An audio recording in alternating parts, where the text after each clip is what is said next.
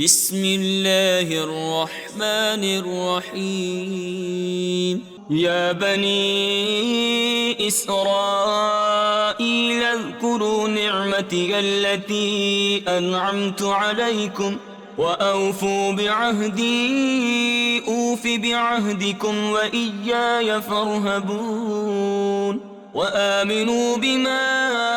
أنزلت مصدقا لما معكم ولا تكونوا أول كافر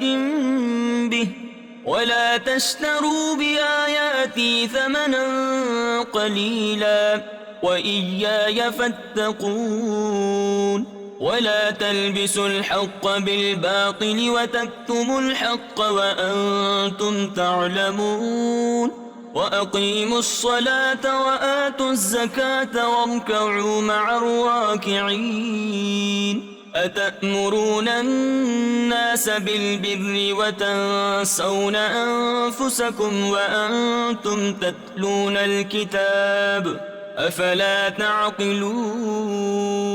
واستعينوا بالصبر والصلاة وإنها لكبيرة إلا على الخاشعين